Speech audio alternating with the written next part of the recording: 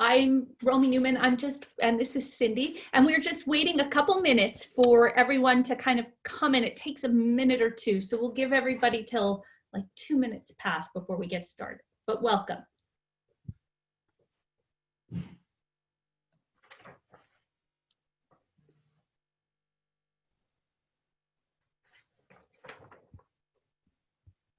Lots of people coming in.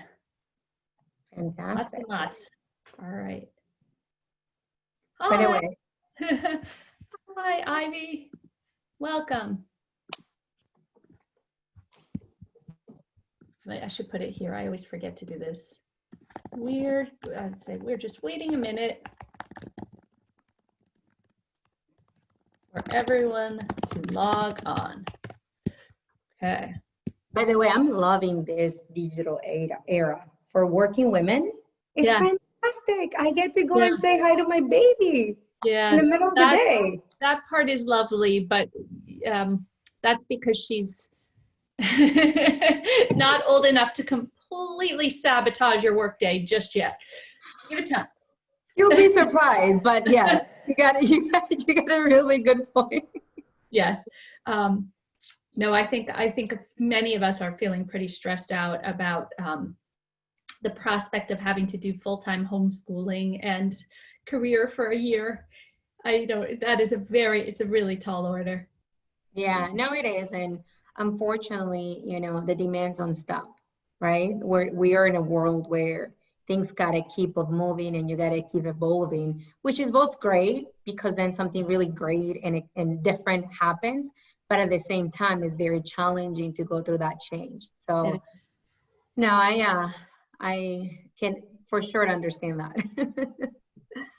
All right, everyone, it's 12:02, so I'm going to get us going. I'm Romy Newman. I'm the co-founder of Fairy Godboss. We love partnering with Northwestern Mutual. I'm so proud and happy to be here, joined today by Sindy Canizales Walters, who you may know as a wealth management advisor and managing director with Northwestern Mutual. Welcome, Sindy. Thanks for making time. No, thank you for having me. You have had so much success building your own practice. You've been at Northwestern Mutual many years. Tell us about your career path. How did you end up there? And what was it that attracted you to Northwestern Mutual? Absolutely. Well, thank you for that. I don't know if I am that successful. There's still a lot more that I want to accomplish, but I've been very blessed with the career that I've had. And it all started kind of by realizing not so much what I wanted to do, but more what I didn't want it to do. And when I was in college, I knew I come from a long life of entrepreneurial women. And I've always, just admired my mom and my great grandmother because they've always been kind of like boss ladies and they were always busy. So I knew that I didn't want it to be sit on a desk and just kind of computing stuff. So I started looking at career paths that would allow you to do that.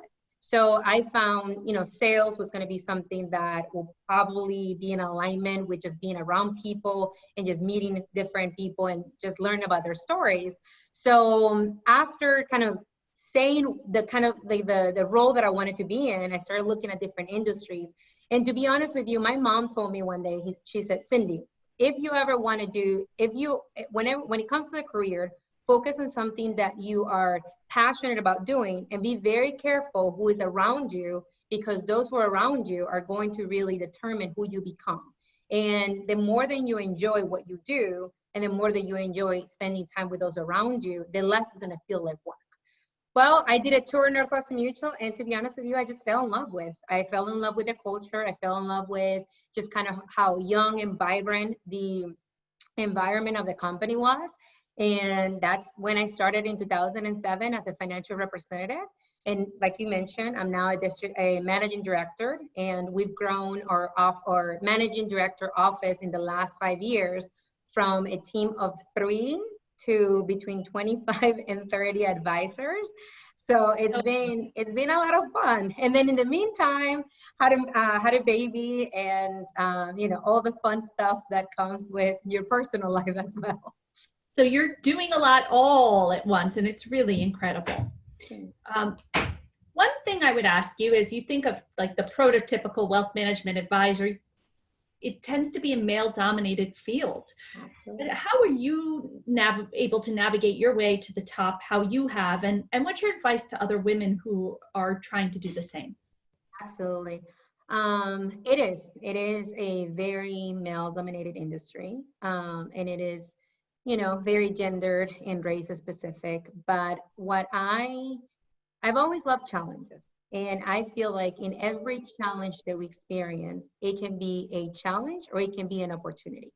So what I did was I said, okay, obviously as a woman, sometimes when I started, it was harder for people to take me serious, especially because I was a young woman talking about your finances and what you should be working with me. But I learned really quickly that the better you communicate, the more knowledge that you have, the more people are going to respond to what you have to say. And actually, as a woman, what I learned is we're more likely to be able to build trust with individuals. So we naturally are really good listeners. We ask questions. We really care about who is in front of us. So I noticed that building relationships, strong relationships with my clients was what was going to set me apart. And once you have a strong relationship, they are more likely to refer you. And the thing with women is, if you ask somebody who will benefit from having a conversation with you, who else can I professionally introduce myself to? It's going to be very hard for whether it's a woman or a man to say nobody. They're more likely to do that to a man because it's like, or even if you just are humble and ask for help. So I just started to focus less on the weaknesses that obviously were there and focus more on the strengths and what I could have done differently to make sure that no matter what, I was still going to be successful and build the dream that I wanted to. So the advice that I'll give women is just understand, do kind of like a SWOT analysis on yourself. What are your strengths? But more importantly, what are your weaknesses? What is something that you are different than other people around you? In my case, not only am I a woman, but I'm also Latina. Well, there was no Latinos advisors in my agency. So I said, guess what? That's my market. I'm going to work with every Hispanic person I can ever meet. And that brought me a lot of confidence because I had a skill set, the language that nobody else had.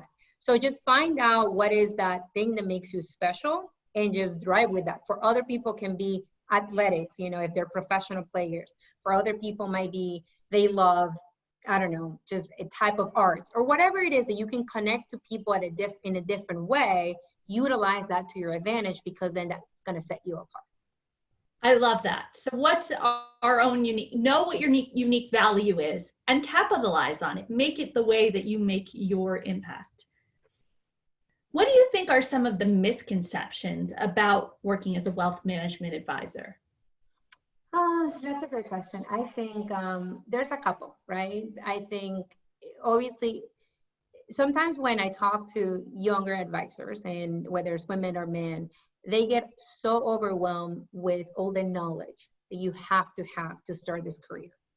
And with Northwestern Mutual, the way we the way we work with advisors is a lot of the knowledge actually comes with mentoring and with partnering with other joint work partners. So it's more about relationship building. It is about knowledge, but at the beginning, it's especially important when it comes to relationship building.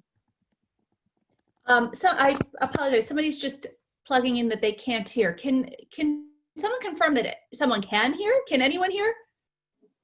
Casey is raising her hand. Casey. Oh, hold on. How do I do this? Sorry.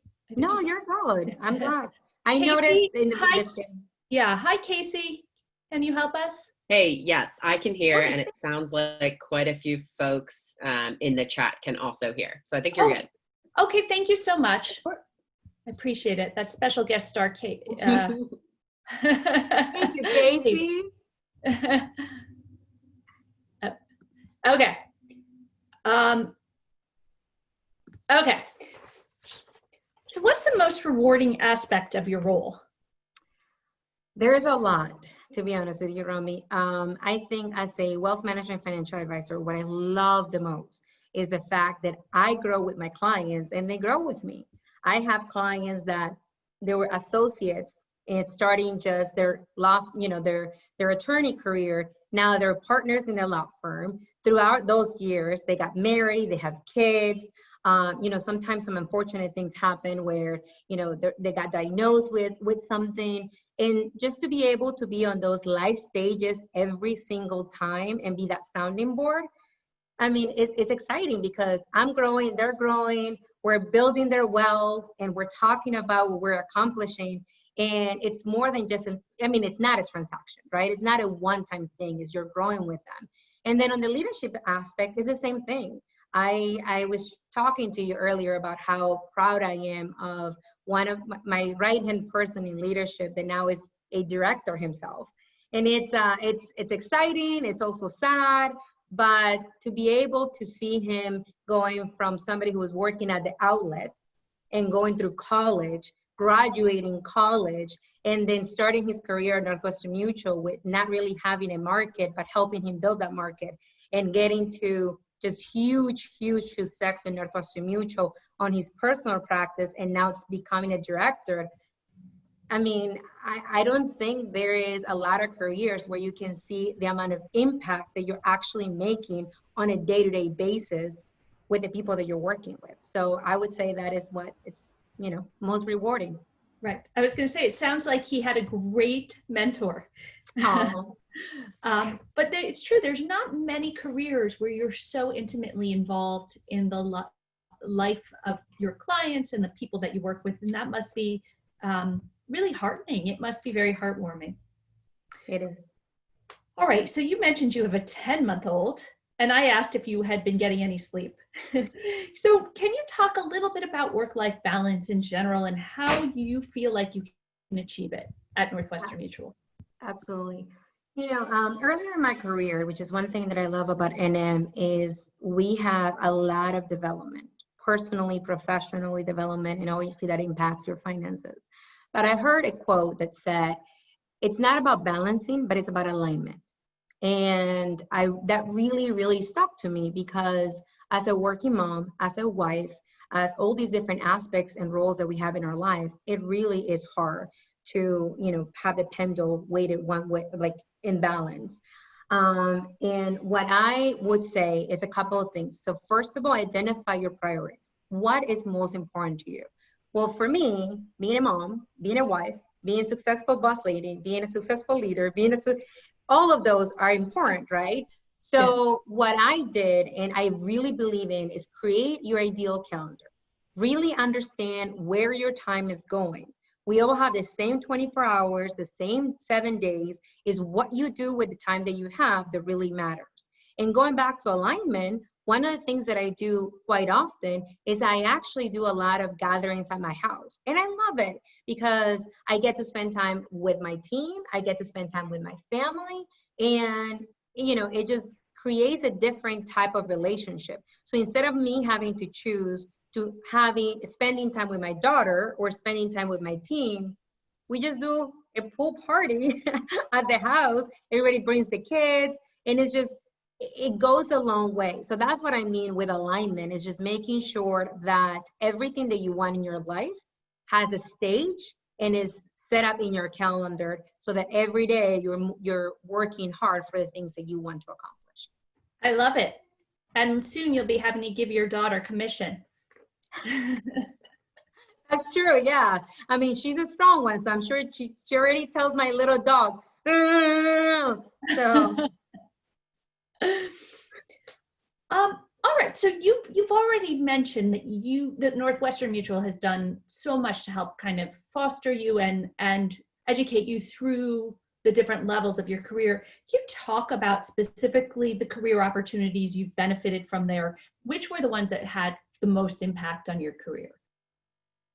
That's a tough one, because I think every little path has had a lot of impact in my life. On the wealth management side, right, I started my career when I was 21, 22 years old. And as a, 20-something, young 20-something, you really don't know how to manage your finances. I don't think as a world, not just as a country, we don't spend a lot of time teaching the young on to save early We on. really don't. It's terrible. It's so bad. Like on high school, the other day I was talking to my husband, and he's like, instead of teaching people how to do cursive, why don't they do a finance program, right? Where you start teaching people that for every dollar that you make, you got to save a portion. And right now, you know, with social media, it's more about instant gratification rather than just kind of putting away for the long term. But the foundation of what I do for my clients, I've done it for myself. And I am so proud. I'm about to be 35 years old. And I don't say this to impress you, but to impress upon you the importance of paying yourself first. I have a net worth that a lot of times is bigger than a lot of my clients who are older than me. But it's not because I mean, I've done fairly well for myself, but more importantly, it's not the income I've earned, but the discipline I've had with income that I've earned. And every single month since I was 22 years old, I started putting money away. Every year I've increased it, and I do more and I do more and I do more. And, you know, to now be all these years later and be able to have seen the growth of what that discipline has done. I mean, I share with my clients every single day, because I will tell you, if it wasn't because I am with Northwestern Mutual and in the career I am, I love nice things. I love a nice person. I love nice clothes. So I will for sure would have used it somewhere else. So I would say that is very important. But also on the leadership side, I talked about personal growth, professional growth, and it's becoming self-aware about your strengths, your weaknesses, where you're good, but also where you're not so good. So that's been really a blessing that the career has given me, and I could not want it any other way. I love it. You are a great role model for us. You're a great role model for your clients and your prospective clients, because we all should be more conscientious, and it is gratifying if you articulate well why it's so gratifying. So what do you think leaders across the board can be doing to make sure this company and all companies are fostering female talent? Absolutely. I mean, it's a tough task, right? Because I personally believe, especially with diversity, is not just about diversity, but it's also about inclusion, right? A lot of times, yeah. Right? Like a lot of times we talk about bringing more people and bringing more people. I believe, and this is my personal belief, that it's not just about bringing great talent, but it's retaining that great talent. Is what you're doing on a day-to-day basis, on how you're making them feel, on how you're challenging them and growing them. And in my work working with women, what I have learned is we take guilt more than anybody. Like if you tell me, oh, you were late here, be mindful. Oh my God. Like it just, right? Correct. Because then I just think I'm horrible. So it's just, what I have learned working with women is to focus, to empower them. Focus on highlighting where they're great at, focusing on that and creating that environment that allows them to find their own way. And I mean, that's for everybody, I believe so. But I just think we, as a company, as a country, as different companies, to try to have more successful women be part of the working force, is not just attracting them, but is the work that we do on a day-to-day basis to retain them, to reward them, and to flourish them. Also, a lot has to do with developing them, right? Because I know, for example, 13, 14 years ago when I started my career, there was a lot of things that I needed to polish. There was it was diamond in the rough. English is not my first language. So you can imagine how scared I would be to have a conversation like this in English. But I practiced. Hard for me to imagine now. It's hard. I mean, I was afraid of having any business meeting with an English speaking person because I thought they were going to make fun of me. I mean, you have those, but I've taken speaking classes. My husband speaks great English, so he's always correcting me on everything. So I would just say, it's just creating that environment is very, very important. And also taking off our bias, right? And when it comes to bias, I'll be honest with you, Romy, I was I have some bias in myself before becoming a mom, right? Because I was a single, or not single, a married woman with no children in my career for a long period of time. I would be like, why are these women always running after their kids? Yeah. But now having it, like, you cannot not do that. Yeah. So just being an understanding that they're going to get it done. It might look different than the 8 to 5, but trust them, they will get it done. Yeah. It is very hard to imagine what it would possibly be like to be a mother raising children and have a career until you do it. I agree. And I've had some trouble imagining that myself. Tell me a little bit specifically about what Northwestern Mutual is doing to support women. So, so I'm very proud of NM. Now we have a long way to go. I'm not gonna lie to you. But the what I'm most proud of is from our CEO. The message is we want to focus on diversity and inclusion. And a big focus is we want to represent our communities. And 50% of the US is women. So why don't we have at least 50% of our field and our team at home office be women? Now, this is not just because women are going to get the work that I mentioned. No, it's just giving equal opportunity to both people despite their gender, their ethnicity, and making sure that the one who's most qualified gets it, but at the same time that we're more open-minded to what we're just talking about, working women. Maybe they're gonna do it at different times. I know a lot of times at 8:30, 9 o'clock at night when my baby goes to bed, guess what I'm doing? Responding emails, catching up with stuff. I'm still gonna get it done. It just might not be a different time. Correct. So I'm very proud about that. They're also, we're doing a lot of mentoring programs because we know that not every office is as diverse as it needs to be. So right now I'm super excited. I don't know if I should share this here, but we're working on a pilot where different mentor women can actually have kind of like a big sister program where they can have another mentee. It doesn't necessarily has to be within their office. It will have access to other leaders within the network, within the US. So I'm super excited about that because it's a company that really does care about doing things differently. And that's how things have to be done for change. Great. I also read in some of the materials that I was given that you are you're dedicating $20 million to fund investment in startup companies founded by women, which is amazing because I can tell you I've been through fundraising and only 2% of companies that get venture backing are companies founded by women. So that kind of putting your money where your mouth is goes a long way. Thank you. Yes, yeah, that's fantastic that we're doing that. So we talked a little bit before about this person from your team who you're so proud of. Let's talk, and you just mentioned this new mentorship program. Let's talk about mentor-mentee relationships on both sides. How have you established those relationships and how have they affected your career? I mean, tremendously. They really have. And what I love about mentorship is it can come from men to women, from women to women, from like it really is a matter of finding somebody that you have an affinity with, that you have the same vision, and that you're trying to go after the same goals. And earlier in my career, my first leader, the person who recruited me and introduced me into the career, his name is Kevin O'Connell.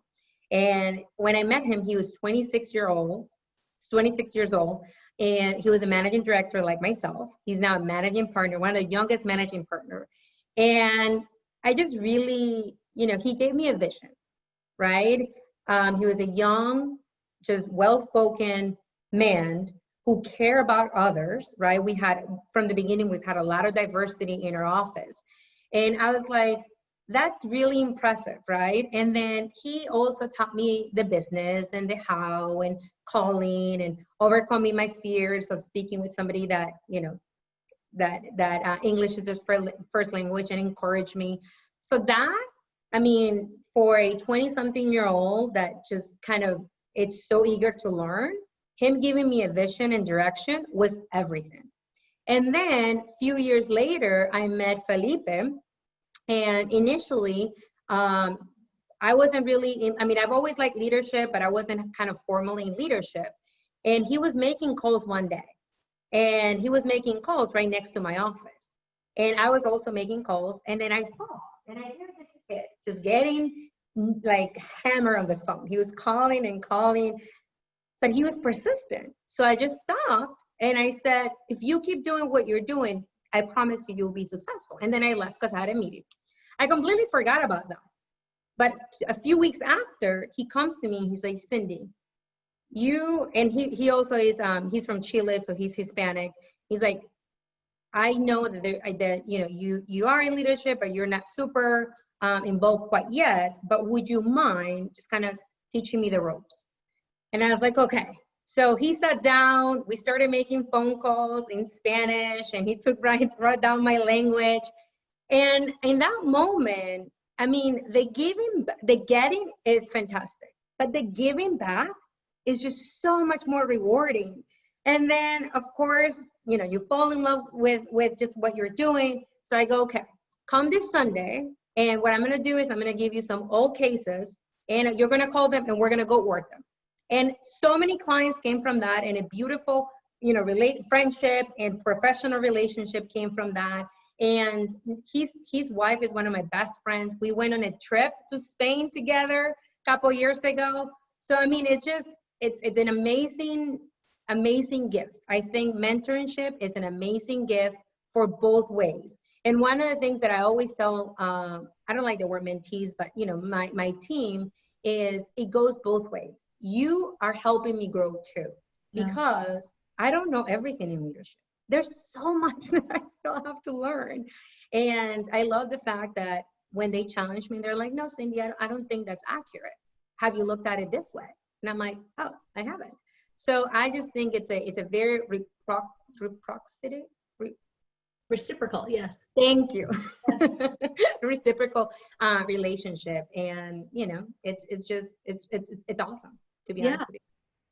And I love also, he showed he was really determined and would work hard to learn from you. And then he was also really specific about what he wanted to learn. And I think that for people who are looking for mentors or looking for more advice, that's really good lessons to take away too. Yeah, I think that's a fantastic point, because it's if you don't know what you want, then you have no idea what direction you're going to take. And it's very hard for a mentor to help you get if you're going nowhere, right? If you don't know where you're going. That's a great point. Yeah. And he took the initiative because he came to me. And one of, I have another mentee, her name is Alpha, and she was an intern. And at that moment, I wasn't really working with the internship. I was already a director, so I was working mostly with a full-time financial advisor. But she came to my office, she's like, Sindy, I know that you're not working with interns, but I want you to work with me. So what do I have to do for you to mentor me?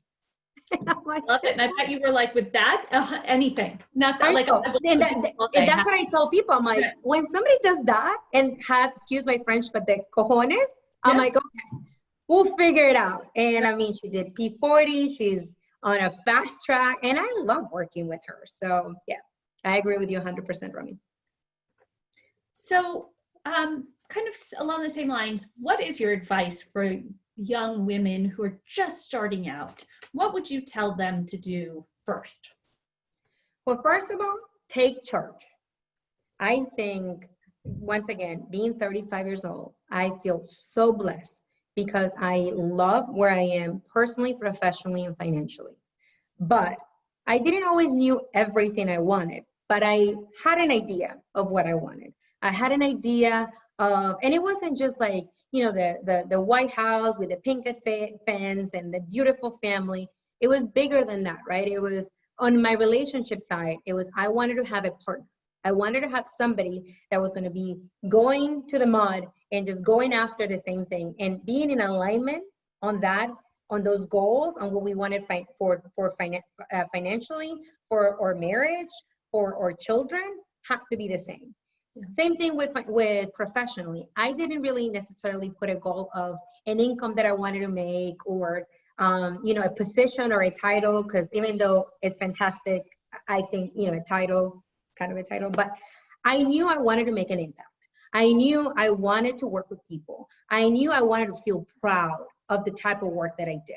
I knew that I wanted to grow with those that I was working with, because I love relationships. Like, that's just my passion. So I knew, and I had a vision of what I wanted to do. And by the way, I did also wanted to travel. That's one thing. I wanted to make sure that I could travel the world, and I've been fortunate enough to do that. And I also have a little bit of a control issue. So I wanted to make sure that I had control of when I was going on vacation, what days I was going to work. And this is own your own schedule. Yeah, exactly. So then with all of that, I realized this career could give me everything. So then after you know what you want and why, it is important to also understand the plan. What is the plan that's going to get you there? Because a lot of times, sometimes we have this dream of what we want to get to, but we don't know what we need to do on a daily basis. And the power of compound interest works both in finances and also in life. Works in health, right? Works in your personal relationships, and for sure works in your professional relationships. So if it's asking for referrals, if it's making phone calls, if it's making whatever it is, if you do a little bit of that every day, then you're going to be successful. I think a lot of times people get overwhelmed because they don't do it one day, they don't do it the next day, and then they're catching up.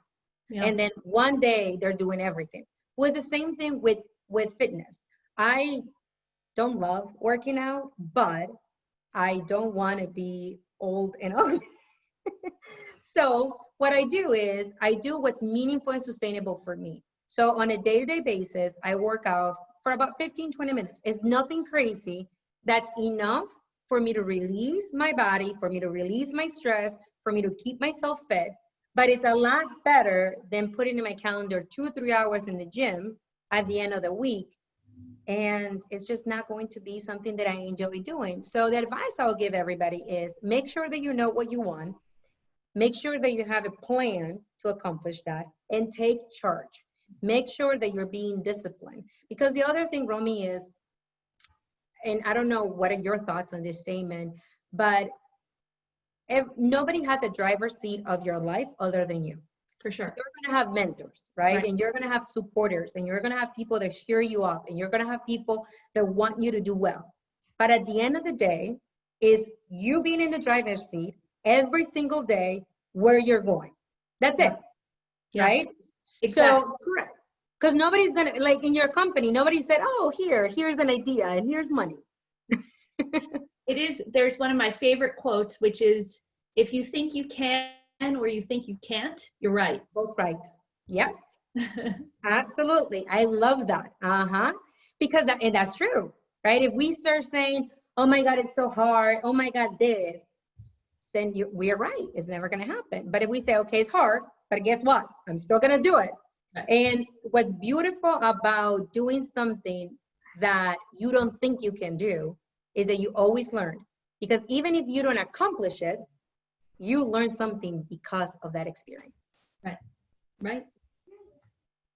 Well, I love it. And also, I actually had never heard of or thought about this notion of compounded interest in non-financial ways. And it's so true in everything. In everything. All right. So my last question for you. Here we go. This is the hardest one. So we at Fairy God Boss, one of the things we observe is that women are not as comfortable bragging. And yet if we don't brag, if we don't take credit for our achievements, no one knows what they are. So we ask all the women who attend Fairy God Boss events to brag about themselves. So Sindy, I am now going to invite you to please brag about yourself and your achievements for this audience. And then those of you who are listening, listen to Sindy and then go home and practice bragging about yourself. Sindy, show us how. It's hard. I know it's hard, but it is. It is. And if I may, before I brag about myself, what's so interesting about that question is this year, I realized how bad I was at that. because I always thought I'm so confident. I believe in what I do. But guess who was great at bragging about me and himself was Felipe, right? My mentor. So I always had him kind of like, but Sindy this and Sindy that. So I never felt like I needed to. And to be honest with you, I feel like sometimes that's arrogant. And this year, like him graduating and not having that, it was like, oh my God, I suck at bragging. Yeah. But what I would say is I'm a 35-year-old woman who came here from another country at the age of 16 by herself, who doesn't always have the right answer or the right thing to say, but lives life with a passion and to the fullest. And every single thing that I do it with love, I do it with passion, and I do it with heart. And I think that anybody who, whether is a mentee relationship or a management relationship or a company or a client, will be so fortunate to have me, because I will be, one, honest with you, always, even if it's not what you want to hear, or if it's me making a mistake, I will always promise to be honest. Second thing is I will always care. Everything that I do, like I told you, I do it with care and with love. So I might not always be the best communicator or speaking, and sometimes I might need help finding the right words. But anything that I do, if you choose to partner with me, it will be done with love, with care, with passion, and always, always with honesty. So I love it. Sindy, you gave me chills. I think, and you will do it all with success too. You've earned and you've deserved the success you've had, and I'm so grateful to you for giving back to others as well. I think we have a few minutes for questions. If some people want to go ahead and ask questions, you can ask them in the chat. 7 participants raised hands. If you can just, let's see, if you can type them in the chat, that's actually the best way. Let's see. Do you want me to just kind of read them, or? Yeah. So somebody here asked an important question, which is, do you have suggestions for older women? I mean, I think age is just a number, right? To be honest with you, I mean, my mom, I talked a little bit about my mom and my grandma, and I mean, there are just the best role models in my life. My mom has started her career or her business 3 times. Wow. And for those of you who don't know Venezuela, who is now a communist country, not declared, but my mom she had a big net worth and lost everything. And she is still working and doing stuff and reinventing herself. I think the advice I will give for more mature women is that you are still young and vibrant and ready to do things. Now, would you have to do things differently depending on your health, depending on your marital status, your children? Oh, absolutely. But I believe that no matter what, we are capable to do anything at any age. Yeah. And also something you said that stuck with me was this idea that what's your unique value? And an older woman in this market, maybe you will connect better with older clients, but you may bring a knowledge or connection or relationship with clients that someone else won't. And so, the life experience, right? Right. Yeah. So make it it's not a weakness, it's just strength. Correct. Yeah, that was a good one, Romy. I agree. No, I honestly agree with that 100%, because then they're bringing life experiences that I don't have. Like, well, this is actually what happens when you have older kids. And you're like, oh, God. Right. Someone's interested to know, Sindy, what is your morning routine? What does your ideal calendar look like? So I wake up every day between 5:30, 6 o'clock, not by choice. And that's after baby has, woke up a couple times during the week, during the night. I wake up, I have my Emma time. So my Emma time is early in the morning. And then usually by 6:30, 7 o'clock is when I start my morning routine. Mm-hmm. So at that point, I'm very blessed. My mom is actually my neighbor. And she comes with breakfast and takes Emma, which is awesome. And then I work out and then I meditate. I believe on nurturing your body and your mind. As you can see, I'm very passionate, and one of the biggest areas that I've been trying to work on is becoming a better listener and just kind of calming myself a little bit more. So meditation has been super helpful. And like I said, it's not big. I do it for 15, 20 minutes, and then the meditation sometimes it's 5 or 10. Sometimes if I'm very busy, then I do yoga, which kind of does both, because you're breathing and then you're exercising yourself. Then I shower, and then I start my day. I usually have my first client meeting at 9 a.m., but sometimes for my team, I have availability at 8:30 a.m., kind of like a quick check-in if somebody needs to get their head right, or if we need like a quick touch. So I start my day between 8:30 to 9 a.m. My calendar is completely booked during the day. Everybody knows that. But then usually my last meeting is around 5:30, 6 o'clock. And usually my late days are Tuesdays and Thursdays because, I have to have some days that. But then after that, it's Emma time again, right? I have to get her ready for, her food, her bath, all of that. And like I said earlier, around 8:30, 9 o'clock, I have a lot of catching up. So I have either responding emails or finishing case prep or doing different stuff. And then I wake up the next day and do it again. But I have an amazing team. I minimize my conversation with my team as much as possible. I do a lot of dictation notes. So everything that needs to be done, I dictate it, they get it. And then once a week, we meet as a team, whether it's on recruiting, on personal practice or leadership, just to see what pillars or what things we need to move to make sure that things are moving smoothly as much as possible. Wow, you have a lot of energy and you're working very hard. So somebody else asked, and I think it's a good transition. Somebody asked, how do you motivate yourself when you don't feel like it? How do you get out of bed, or how do you sit back down at 8:30 when you're exhausted? You don't feel it's a good question. I would tell you that the motivation here now is different than the motivation before. And I will be honest with you. I know for some people it might be, their family, or for some people it might be money.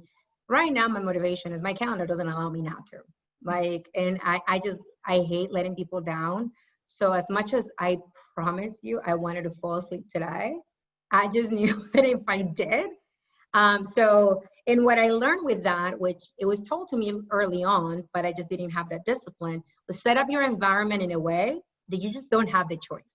Like when your calendar is packed and you're a responsible individual, you're just gonna show up, right? Like it's just gonna happen. Early in my career, it was different because I had a lot more freedom with time.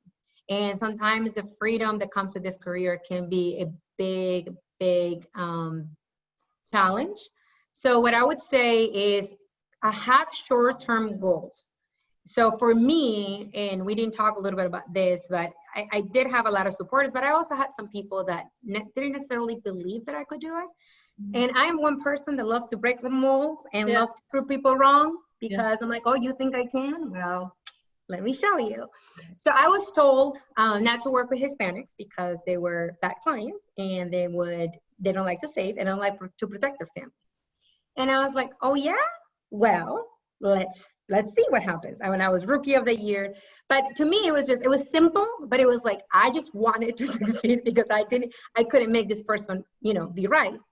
Then after that, it was more focused about what I wanted to do. And I mentioned traveling. So to me, it wasn't about a card. It wasn't, I did want a house, and I purchased my first home, 3-4 years into the business by myself, which was, a big accomplishment. But I put big trips. Like I went to Europe, I went to Asia, South America, where I wanted to go and how much I was going to need. And I was going to work for that. So those short-term kind of successes motivated me to, if I want to go to Japan and I want to have this trip in Japan, because by the way, I did backpacking through Europe, like backpacking, but I didn't want to do that again. I did it once. I was like, I want to do it better.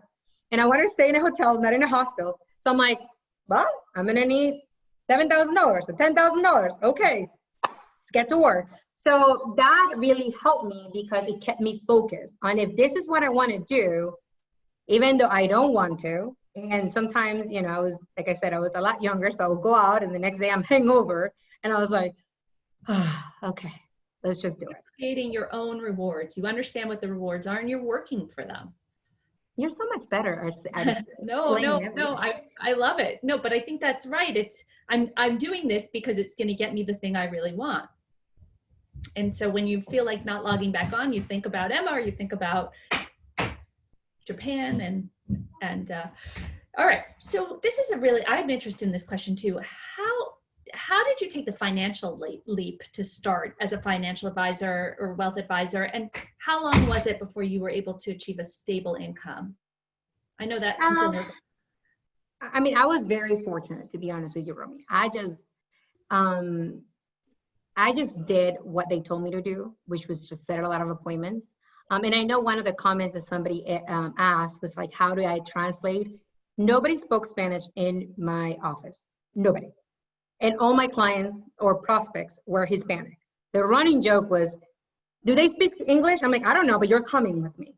I would translate every single meeting. Like literally, I'll be like, you along the way on both sides every day. Yeah. So I would have my mentor or, my general partner, they only spoke English. My prospects spoke Spanish, but I translate. So I just asked the questions. It was the funniest thing. I mean, looking back, like who would have thought about that? I was like, oh, you know the language, or you have the knowledge, Spanish. I know I can translate. But I was very fortunate because to answer your question, I got to a very fast start. So within the first 6 months, I honestly made what I thought I was going to make my first year. And then I decided to go to Venezuela for a month. And then 2008 happened. Yes. So I learned really quickly that I need to manage my expectations and my time well. And probably 10 days, more than 10 days to be out of the business, not good, not a month. But then the first 3 months of 2008 were really, really hard, to be honest with you, Romy. But I would say stability can mean different things, right? Having like a stable income, what I would say is, and I wish I would have known this when I started, is don't focus on a stable income, focus on a stable activity. Because this business is a lot more controllable than people realize. And right now, we have amazing tools with CRM, which is a system that we use. Back in the day, it was just like all paper. Like the inventory was like paper. Now, you really can project your income based on the inputs. So depending on the people how many people you're seeing, with the type of people that you're meeting with, you really can predict your income. So the quicker you get your disciplines of activity to a, I don't want to say predictable, but a more stable, where you're constantly doing that level of activity, I promise you that your income will be also stable. But it's a matter of, do you want to take 5 years to be stable, right, on activity? Or it can take a year, it can take 6 monhts. It's just a matter of how you have to believe in the process and make the investment in the activity, and the results, they will come. You really have to believe it. I love it. All right, this is my last question for you. We talked about this before we had everybody join us, but I'm also a salesperson. And one of the best things I think about becoming a salesperson is how much it's made me get used to rejection and not taking rejection personally, right? Like, if you can be good at getting rejected, it helps you persevere through so many things. So somebody asked, what's your advice on rejection? And especially if somebody's applying for jobs and they're getting rejected from the jobs, what's your advice? Well, what I would say is, first of all, anytime that I got rejected, right? Whether it was for a job or a client or something, it's important to take a step back and say, what could I have done different? Because sometimes there are some things that I did or I said or my tone or whatever it was, that if I would have managed that situation differently, I would have gotten the desired outcome that I wanted to. So it's always important to have that introspect of what you could have done differently. I also learned that you're less likely to fail or reject. Like we talk about ratios in our business a lot. And I've analyzed my ratios. It's interesting how before I used to do 3 to 4 fact finders, which is like interview with clients to obtain one client. I'm at like 1.5, 1.8. So like almost everybody that meets with me becomes a client. But what I had to learn. But what I spent an hour with you and I know why. So. Thank you. But what I had to learn is I had to learn to ask a lot of really great questions and really understand, start every meeting with what is my end and goal, right? And when I'm meeting with a client, my end and goal is solely to listen to them and really understand what their needs are and whether I can help them or not. Because I'm not going to be able to help everybody, and that's okay. But be honest with them early on. Right? So if you start with your end in mind, meaning what are you trying to get out of, and let's say, for example, we're interviewing for a company, and that might be your end goal is getting hired, but why? Why do you want to get hired? What is important about this company? Where is the added value for you and for them? And to be able to articulate that it's going to make a huge difference on the end result of that.